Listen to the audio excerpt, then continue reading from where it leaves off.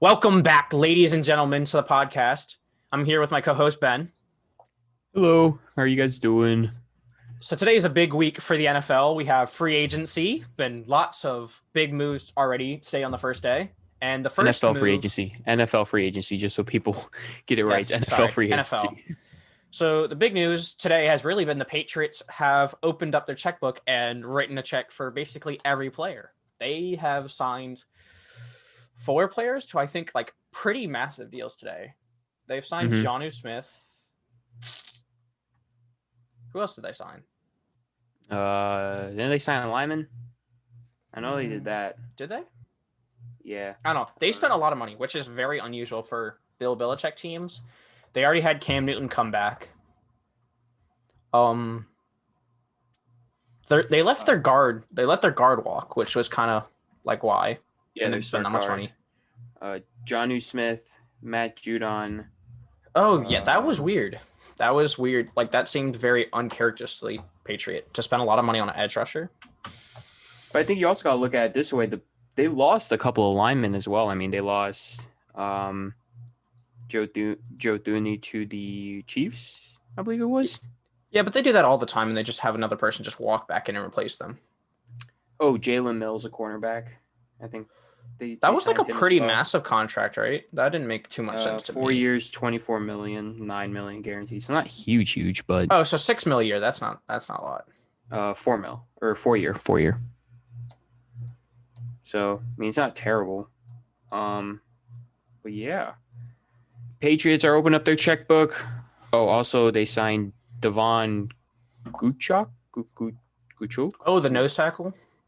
Yeah, defensive tackle. But another team. I mean, the Jaguars are starting to sign some people. Jets as well.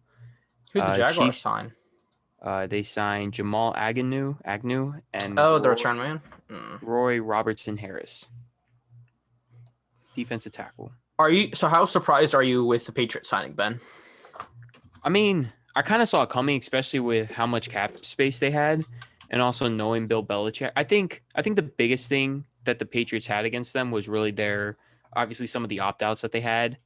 Like, wasn't Mm, Dante Hightower like one of them? they had some pretty big defensive players. Yeah, and I mean, you know, defense wins championships, and you have that. Also, I think the Cam Newton signing, I think they won. I think they want to give him another try because I think I They was have no chance watching. at anyone else. Well, no chance at anybody else, and I think also they want to give him another shot because if you look at it, like the first 3 weeks, he was fine. Like he was actually putting up decent numbers, and then obviously he got hit with COVID, Mm-hmm. and obviously I think that probably not startled him, but kind of got him a little antsy because he wasn't really on the field. He wasn't learning the playbook. He also signed really late last year, so there's that. But I mean, I'm not surprised because if there's anything that Bill Belichick and what's their owner name? Robert Kraft. Yeah, Robert Kraft, especially with winning six Super Bowls with Tom Brady and Bill Belichick, they want to win, Yeah, and they want to win now. And I don't blame them for spending money. I think they could get to the Super Bowl if they have enough weapons around Cam Mm-hmm. Newton. Like their defense is good enough to get them there. Like that'd basically be what Washington's trying, but with like Bill Belichick as the head coach and like a better defense. Like the Patriots secondary is elite. And like They if need some you more. like the Cam Newton got a new tight end guard, right? Was it a guard? Yeah. Mm-hmm. Like I think they might be going like big offensively in like the draft too. And I could see the Patriots being pretty legit again. I think you also got to put it this way in like, Then we have breaking news. oh, what? Corey Linsley signs with the Chargers, the All Pro from the Packers. I like Mm-hmm. the move. The move is awesome. That's a great move. The Chargers need O Yeah. line help, and no better person for Justin Herbert to get than a All Pro center. Yeah, I mean, I'm not surprised again. I mean, it's just this is gonna be probably this is like the one day I think you'll actually like you're gonna see a whole bunch of signings here, there, left, and right, and you're gonna Yeah, see some deals kind of end and deals breaking. I mean, I think it was kind of interesting that now, granted, Juju Smith, also known as Corvette, he posted something on Instagram where he was like, no matter how free agency ends up, like, thank you Pittsburgh and all this and that. I was kind Yeah, of he's thinking not like, coming back. Is what I've yeah, heard. like either he's choosing not to come back, they're not going to pay him as much as he wants to get paid, or something's happening. So, I mean, who knows? Another wide receiver, Allen Robinson, who the Bears tried to tag. There are reports coming out that he's not signing the tag. He doesn't. So either that means, I mean, that makes me wonder, like, is Allen Robinson, will the Bears actually give him a contract that he wants, or are they just going to say, well, thank you for your time here, we will let you walk and enjoy the rest of Well, your. you don't tag the player if like you just want them to leave. So the Yeah. Bears got to do something because Allen Robinson is like the best player on their team, other than maybe Khalil Mack. Yeah. That's what I was Which going to I say. know. Well, I was about to say isn't a high standard, but Khalil Mack is still really good. But like the rest of that offense without Allen Robinson is not pretty, not pretty at all. And I mean, you also got to put it this way as well. I mean, like, Tom Brady got an extension. He got an extension. Wasn't it a 1-year extension? Yeah, it was like a 1-year extension, but still, like, I was telling Alan this earlier. Like, I love Tom Brady's mindset of, I don't have to get paid the Patrick Mahomes size contracts. I don't have to get paid the Carson Wentz contracts. I will take a little, like, 2-year deal, and if needed, if you guys need money, I will take a lesser deal so you guys can have money and build me a better team so I can win a Super Bowl, which to me, I think that's the best mindset anybody like can have. Hey, I Ben, just, yeah. I just want to question. Do you know who Tom Brady's wife is, though? Yeah, I know. She's like, she has twice the net worth of Tom Brady. Right. So money isn't that big of an issue. But yeah, their family is. No. But like, if Patrick Mahomes, like, let's say he didn't take this big $500 million deal that he signed last season, right?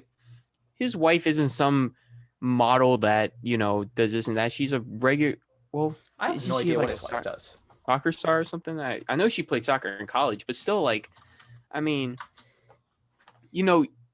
I think at a point in time, I think the money, once you make enough, starts to kind of just, okay, I have enough money. I'm going to be okay for the rest of my life. I want to win. You can't. Are you going to turn down $500 million? Like, no, but like my saying is kind of like, if you're like a 30-year-old quarterback and whatnot, let's say Patrick Mahomes is in his 30s and whatnot, and he's like, okay, look, let's say he's only won 1 or 2 more Super Bowls, like, and he's like, I want to win more. Like, I think at that point you gotta say, look, if we can figure out a deal to make my money, like, kind of, or make the money go, like, decrease a little bit, that way we can sign. For instance, they signed Joe Thuney to the Chiefs, which, I mean, you mentioned earlier how they're probably doing this. That yet. Oh, well, no. But to the Chiefs, by the way, but for everyone. But what I was trying to say is, like, what you said earlier before we started the show was that Mahomes' big contract doesn't go into effect until next season. So it's smart for the Chiefs to kind of go out there. And even then, next season, it isn't that big yet. It's only like $35 million. Okay, Alan. It's still a lot of money. Okay, I mean, it's not a lot of money compared to, like, Dak Prescott. Like, the best quarterback in the NFL is paid $5 million less than Dak Prescott next season. Well, yeah, because he signed a 10-year, was it 10? Yeah, 10-year, $500 million, It's a 10-year extension, I think. Right, but it's different from a 4-year, $164 million contract. They can spread out the money as much as they can. With a 4-year contract, you can spread it out, but you can't spread it out as much as you can with a 10-year contract. You're right. But still, like, I mean, look what happened to the Saints, for instance. By the way, we'll talk about that later, but like the Saints, they're still in the negatives in cap space, and they need to do something. So, like, I saw a report that they're going to try and restructure Taysom Hill's contract. I think they gave him a 4-year extension, but 3 of the years were void. So I think it was extension purely to lower the salary cap. Right. And the salary cap hit, which that's bizarre to get a 4-year, because they reported it as a 4-year, like $140 million extension or something. And it was just like a 1-year, like $12 million deal in reality. Right. So that's smart to do, and props to them. But also, speaking about the Saints, I think we should say Drew Brees has announced his retirement. I think everybody kind of saw this one coming. Man is now going to be working for NBC. He's going to be their Sunday night football analyst. He's also going to work on, I believe, everything to do with NBC on football with, I think, Notre Dame, and he's also going to be involved in the Olympics and something else, but I can't think of it on the top of my head. So Better than Tony Romo is all I can say. Well, you don't like him on CBS? Oh my God, that guy is obnoxious. All right, back to just real back to the Joe Tooney signing. That was a 5-year, $80 million contract. So it was like an average of $16 million per year. So just wanted to get that part in because we forgot to report that number. I guess then going back to Drew Brees retiring, he's definitely going to the Hall of Fame. He should go into the Hall of Fame. Easily.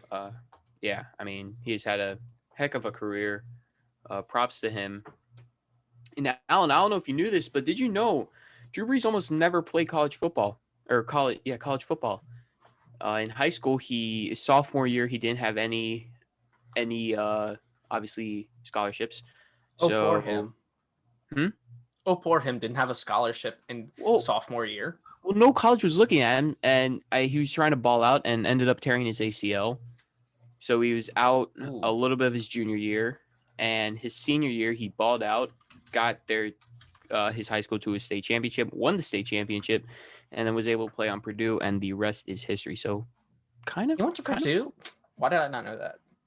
Kind of a cool fact. Well, other than how many passing yards does he have? What? I think he's the all-time leader.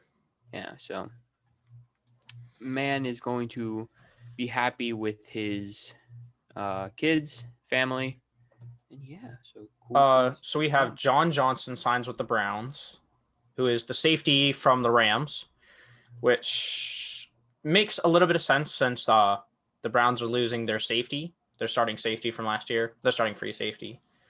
So John Johnson, I thought was pretty good, but I don't know how much of that is being really good when you're lined up with, like, say, Jalen Ramsey. He tends to probably make the rest of the secondary look better. And I don't think I don't know if Denzel Ward is necessarily at the Jalen Ramsey level yet or ever. Mm-hmm. And I guess we can move on to our our favorite team, Washington. So far, they haven't really signed anybody, but granted, free agency has been open for how long? A couple hours? 1 day. Yeah, a day. 5 hours. 5 hours. 5 hours as of this recording. We still got time. Things will shuffle through. I believe Ron Rivera. None of the big name receivers who Washington's thought to be in the chase for have signed a contract yet. So maybe that's not that big of a surprise if the receivers are all looking for the best contract they can get. Because Kenny Golladay hasn't signed. Corey Davis hasn't signed. Robinson, he's obviously not going to sign with. Yeah, but he's not going to go to free agency because of that. So. Yeah. Well, maybe we might want to report the Ravens. The Ravens signed Kevin Zeitler to a 3-year deal, total of $16 million, which is a pretty good deal for the Ravens. What I thought. Yeah. I also saw something that Washington. Alan, I want to get your opinion on this, that they have in talks with the Jets to trade for Sam Darnold. And I think I saw something they might try. They were looking at free agents of Trubisky and Fitzmagic. Who do you, I guess out of those three, which one would you rather have? I think all of them are going to be bridge quarterbacks because Darnold, I'm okay if we're trading a singular pick, like a second or a third round pick. But I do not want to trade a second and a third round pick for Darnold. Which the other player? Fitzmagic? I think he might be retiring, so I haven't heard from a while if he's actually coming back. Then what about Trubisky? I don't know, man. I mean, if it's cheap enough, I guess why not? If he signs a minimum wage, not minimum wage, but a league minimum contract, I would say I guess so. I mean, try to make the quarterback room a competition. Mm-hmm. I wouldn't be happy about it though. I don't think it'd be very good either way. Yeah, I guess I could see that. And also the NFL draft is actually right around the corner. Alan knows more about the draft and all about the prospects than I do because, I don't really pay attention that much to it, and Alan does. So, Alan, yes. I'll let you take away with the draft. All right, so basically, without a combine, there isn't going to be huge risers, because the pro days people are having, people don't put much stock into the numbers you get because they're like, oh, there's all these elite athletes coming out. Like this year is no different than any other. The only reason the numbers are inflated is because they're at the pro days and not the combines. So like the only thing I think people would be paying attention to is if you have a pretty bad time for at your pro day, even though that number is probably inflated, that means your number is probably a lot lower and your teams might get a little bit more scared. So I don't think there've been any big risers recently. Rashawn Slater, I know, has been getting talked about a lot more as like a top 10 pick. Who is the tackle from Northwestern? I have not heard so much talk about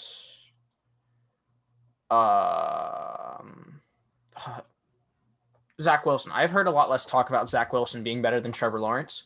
So I guess the people, whoever were trying to talk about that, figured people knew better and just thought Trevor Lawrence was better. A lot of the teams' draft needs is going to shift as free agency goes along because, like, obviously the Chargers, when they just have the signing of Corey Linsley, are no longer going to probably need a center in their draft. So a lot of what the draft could look like and how different positions fall, because from what I've seen a lot of mock drafts, one position group is going to fall a ton. Like I've seen receiver fall, like, and then some drafts you have like 5 receivers picked in like the top 10. Okay, 5 is exaggerating. Like 3 top picked in the top 10. So after free agency, I think we'll know what is likely, which position group is more likely to fall. Mm-hmm. Yeah, I think there's gonna be some surprises in the draft and also some non-surprises, especially like in the early rounds. I think it's pretty much panned out on what teams are gonna pick. But I think also in the later rounds, it should be interesting to see, like, who falls and who doesn't fall and what trades might happen. If, are the Patriots going to try and trade up? What if some of these signings are just some trade assets that they can do to get a pick high enough so they can get a quarterback or something? So I think that's kind of interesting. How you feeling about the NFL wise, Alan? You ready to move on, or you got any more things? I'm checking through Twitter. It just seems to be more reports about. It seems very bizarre this year. Lots of the interior offensive line is getting paid. We had Kevin Zeitler, Corey Linsley, Brandon Scherf is going to get $18 million a year on his franchise tag unless the Washington football team signs him on an extension. And then Joe Tooney with the Chiefs. So that's basically, other than Trent Williams, I'm pretty sure that's all the big name offensive linemen off the table. And I'm guessing Trent Williams is going to go wherever he can make a lot of money, or waiting for whichever good team is going to give him a reasonable contract. Because let's say Trent Williams was one of the best tackles in the NFL last year, so he's probably going to want to get paid. Fair enough. All right, so then I guess moving on to our what's going on around sports type of bracket. We're going to talk. I have some things to say about our Baltimore Orioles. I just have some things that I want to say. We'll start off with MLB news, I guess. Right now, it's spring training, so a lot of players aren't really, a lot of pitchers aren't really trying to strike as many people out. Pitchers are just kind of, making sure they hit their command. But, there's some pitchers like Jacob deGrom, who is throwing 102 miles per hour casually, just casually throwing 102 miles per hour because, well, he can. Also, we have pitcher and hitter dual threat Shohei Ohtani from the Los Angeles Angels. He this past year before, he had Tommy John surgery. So, Alan, I'll just say this to put in this way. The last time there was a pitcher and hitter that could actually pitch and hit was probably in the early days of baseball. So I want to say maybe like 40s, 50s, maybe. Holy I think cow. Yeah. So he is a rare talent. And there have been some people that have kind of come out and say that he might be the best athlete in baseball all time because he is Shohei Ohtani. He plays for the Angels. I think it's spelled Hoei, and then OHT. I don't know how to spell his last name, but long story short, he granted, you can look at his stats and you can see he's given up some runs here and there. But then again, spring training, pitchers are just trying to hit their command and make sure, everything's feeling good, everything's looking good and whatnot. So, Shohei Ohtani, he hits like 450 foot bombs left and right. He's just doing amazing. Also, we got some teams that are kind of surprising, but not really surprising. We have the Royals, who right now are one of the best teams in spring training. They have been considered in a rebuild, but they haven't really been in a rebuild in the asset of they have traded for players that can help them win because they're trying to get back to the World Series ways that they were. Chicago Cubs signing Jock Peterson is just hitting home runs left and right, which is really cool to see. We also have the Dodgers that are, doing amazing. Well, doing as best as they can because, well, they have a lot of money and they can spend it. Right now, the Orioles aren't doing too well. The Astros, both of their two-star pitchers, Forrest Whitley and I think it's Jose Valdez. I can't remember his first name. I apologize. They are both under injury, and Forrest Whitley, who a lot of people said, he can really help the Astros, have a really strong pitching rotation. He is out, and he has gone to two doctors now, and they have both said that he might need Tommy John, so that's not looking good. And Frander Valdez, that's his first name. Frander Valdez is a finger issue. I think it's fracturing his finger and whatnot. But yeah, it's pretty interesting. You got the Phillies, Bryce Harper, just doing Bryce Harper type things, Cardinals and whatnot. So it should be very interesting to see. And, especially with opening day almost, I think, 16 days away. So the MLB season is starting to heat up more and more and more, which is very, very interesting. And going to what I have to say. So here we go. Set the sentimental mood for Ben to start speaking. All right. The Baltimore Orioles, they are an interesting team in my opinion. We have been in a rebuild, I like to consider, since our loss in the playoffs in 2016. So 2017 to now, so about 4 years. Most rebuilds normally take 3 to 5 years. But I was watching this video by a channel. I think it's I can't remember the exact channel. I'll say it later in the show. But he was mentioning how, for teams to rebuild in the Major League Baseball, it's very long. It's a lot longer than, for instance, football. Alan, how would you say normally it takes for a team to rebuild in the NFL? If you're the Browns, it's like 20 years. Average. I don't know, because some teams never actually rebuild. Right. Some teams are bad every year, Washington. But the Patriots have been good for forever. But I think if you had a good head coach, 5 years, depending on when that quarterback you get comes in. So the only reason why I'm saying that is because, in the NFL, it's easy. It's easier because, you have the draft is pretty much set. You have a whole bunch of people that predict where players are going to go. In Major League Baseball, and this is just my opinion, for college baseball, it doesn't get as much attention as college football. Now, that's rightfully so because college football is a lot more exciting than college baseball.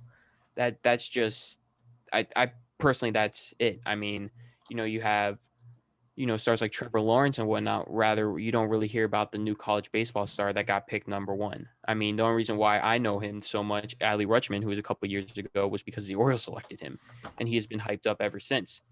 So it's just something like that. And also, it's very hard to make sure you hit in the draft. I feel like in the NFL, for positions now you have some busts here and there, but the nice thing is if you're a star and you're needed, you're a Trevor Lawrence and you're most likely going to the Jaguars, you're going to start. You are going to play.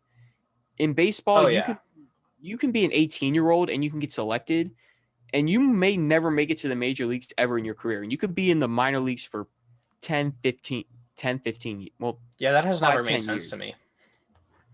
Well, I think it's kind of like, I think basketball, in the aspect why they stopped allowing, high schoolers to go into the draft, is just, you're still kid considered at the age of 18. You're considered an adult, but you're still considered a quote unquote kid. You're not, your body's not fully, you Yeah. know, your body's not fully, I don't know, what's the word? It's not fully like matured. You're still, You still got a bit of growing to go. right. You still have some growing and whatnot. And, let's say you put a hitter who's going to go up against a pitcher named by Roldmus Chapman who averages 100-mile-per-hour fastball. Do you really think an 18-year-old is going to be able to hit a 100-mile-per-hour fastball? Maybe, because we got high school pitchers nowadays pitching like 90 to 95. So who knows? But the one thing with the Orioles is that we've been rebuilding. Now, I know we've gone through some new head coaches, some new GMs, but part of me is, the one thing that really pissed me off was we have money. And why aren't we using that money? Like, we don't have to go out and get ourselves a Trevor Bauer or a Mike Trout or someone super fantastic. Get a utility player that can actually sell box office tickets. He'll be exciting. And, I don't want us to get a good player and then just say, oh, thank you for your services for being half a year. We will now trade you for more prospects. I want more prospects, but I want to win. And it's getting really annoying because, like, for instance, Washington, look, the past 2 years, I guess now, they were trash. They weren't good at all. And it was kind of depressing to watch. But at least they made a big change coming into this next year. And that was really exciting. It was really exciting to watch it. And for the Orioles, I mean, it feels like we're just keeps on just, it's a punch in the face. Like we get hyped. We see these prospects, everybody's hyping them up. And then when it comes to actually seeing them, like, sometimes they'll do amazing in spring training. Sometimes they won't. And it's just, that's just me. I want us to spend money. If we have this money, why aren't we spending it? I know you can say, oh, we're saving it for, we're going to get that one player when we're ready in 2025. I don't want to wait till 2025. I want to win now. And it's very, very annoying. That's just me. So yeah, but besides that, in MLB, I do have to say, end on like a little bit of a happier note.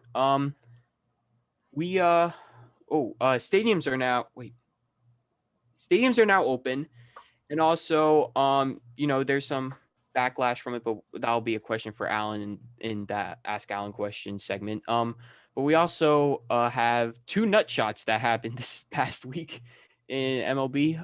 One was they're just bad. Hopefully they're wearing a cup. That's all I have to say.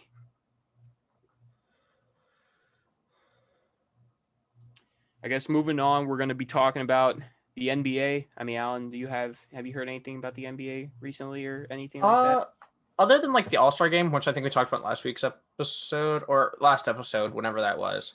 The Lakers and Warriors play tonight, so it's a battle of LeBron and Curry again. Mm-hmm.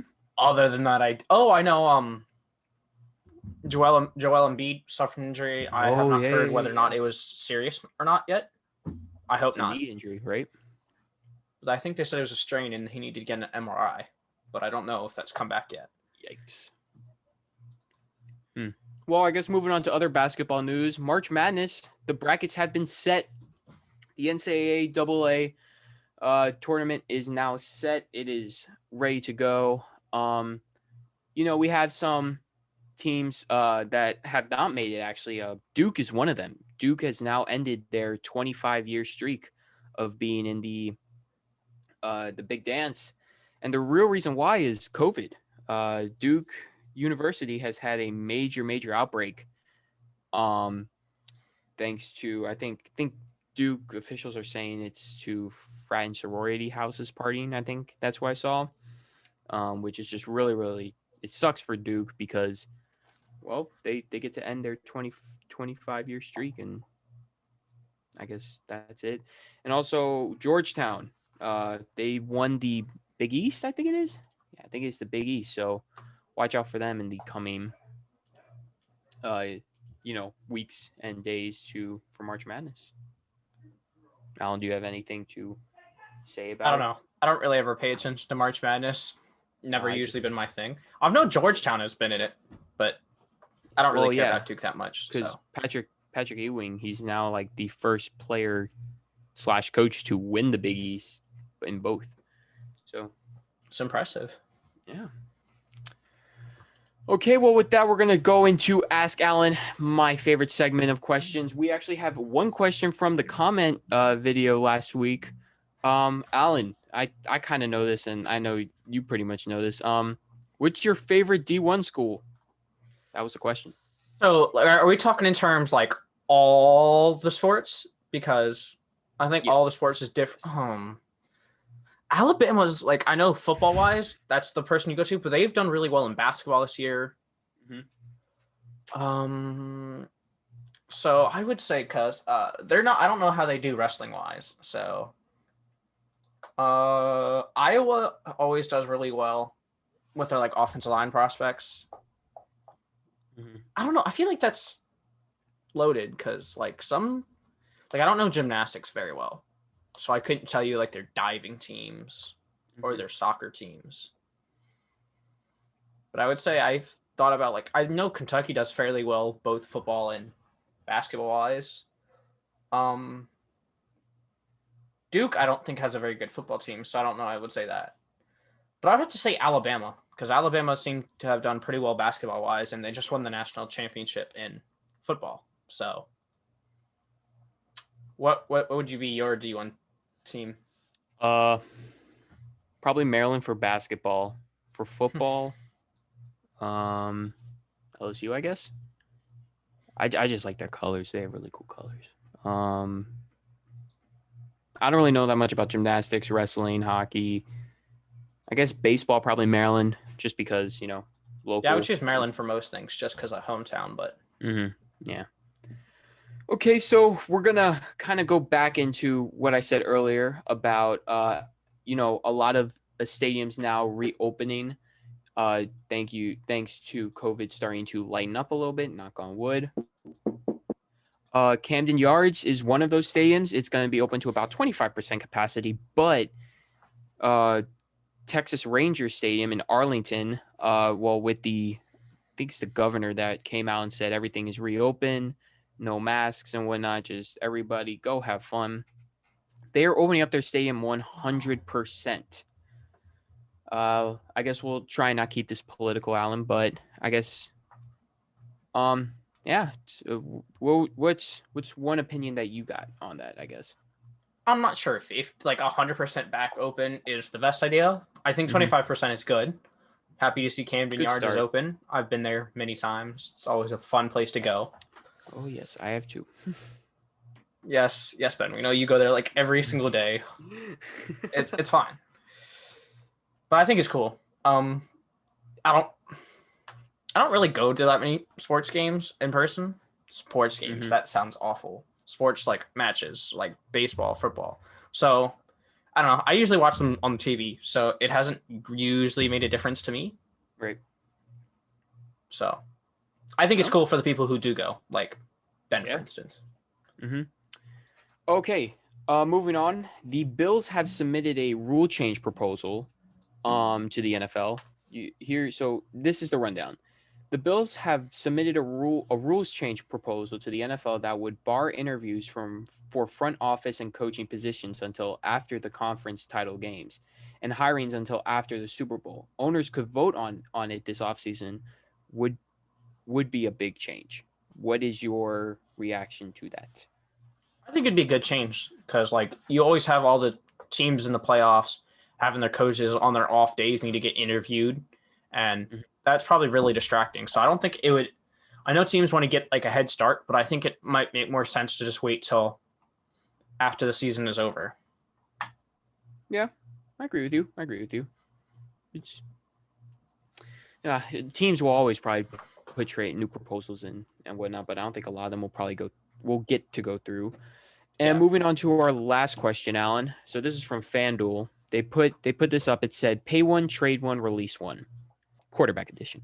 Dak Prescott, Deshaun Watson, Russell Wilson. Personally, I am going to pay Deshaun Watson, trade Russell Wilson, and release Dak Prescott. Yeah, I think that's how it goes because Watson's still young, so he still plays. Yeah. Russell Wilson can probably still play for a little while longer, but like I don't know how much you get back. Like people keep talking about how it's gonna be like at least 3 first-round picks for Watson. I'm not sure who's given up 3 first-round picks for Dak. Yeah. So I don't think people probably put up 3 first-round picks for Wilson, but like I think Dak is clearly in a lower tier than both those quarterbacks. Sorry, Cowboys fans, not so much, but Oh, well, we shall see how they do in the coming months from football. Alan, do you have any last breaking news on the free agency or anything signings before we end the show? nope. I don't think there's any come in yet. No. Yes. Okay, well, with that, ladies and gentlemen, that has been the podcast. It has been me and Alan. Make sure to hit that subscribe button, hit the bell, leave a comment because, well, like I said before, I'm kind of running out of questions to ask Alan, and it would be always nice to hear from our fans on what they think Alan should answer. And besides that, we'll see you guys next time. Peace.